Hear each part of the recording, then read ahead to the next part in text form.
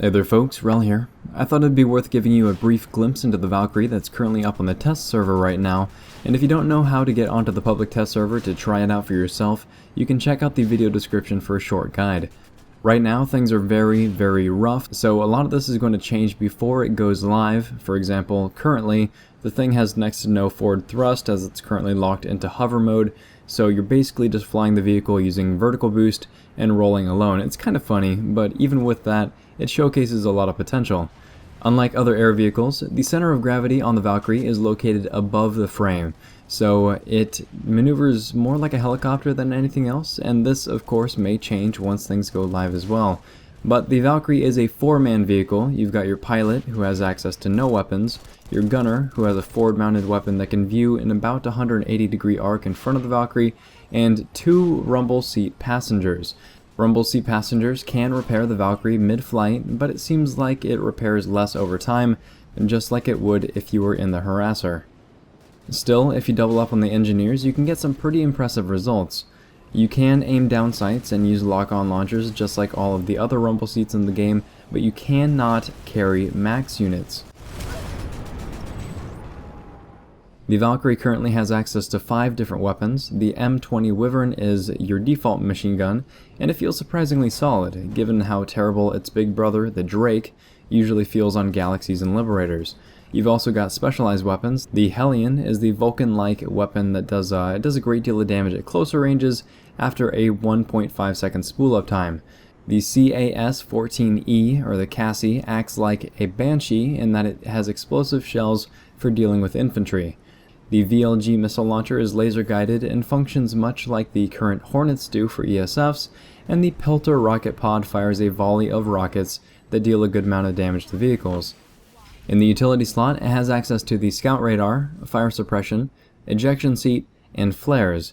And the defensive slot, it has access to composite armor, nano auto repair, and stealth, and there are currently 2 airframes, the evasiveness and hover stability airframes.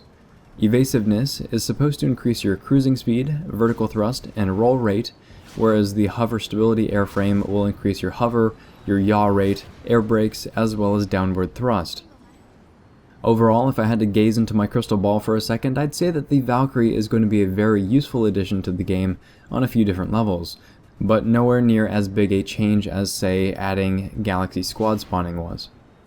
It's useful firstly due to the current nanite cost, which is only 250 opposed to the normal ESF's 350.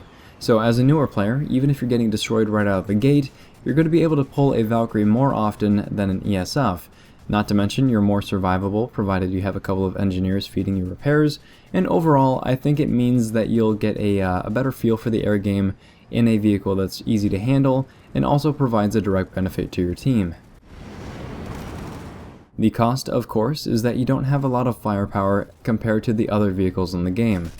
Again though, it is somewhat useful as a close air support vehicle, or at least I think it will be. The resistances, I don't think they're set up yet because it's still very fragile at the moment to small arms fire in particular, but it can hold its own against other ESF. It cannot, however, deal with enemy liberators. Once the movement mechanics get fixed, you'll be a lot more maneuverable, and hopefully that will be your main defense versus a lot of these threats.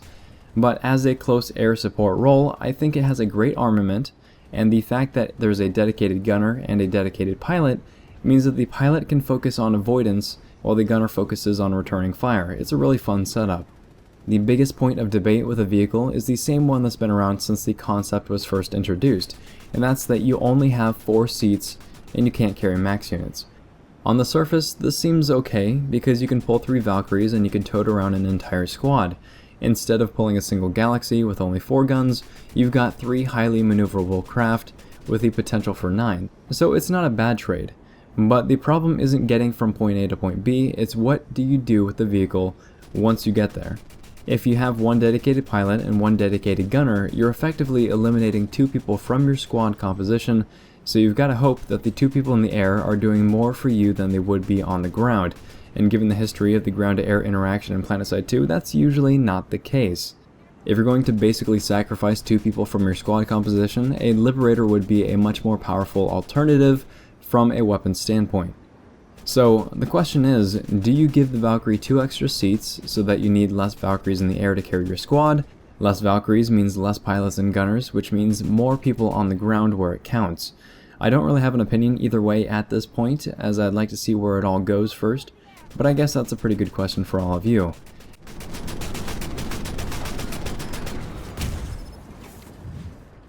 Anywho, this whole thing was meant to give you just a little sneak peek into the Valkyrie that's currently on the test server, and like I said, you can bet on a lot of things still being tuned.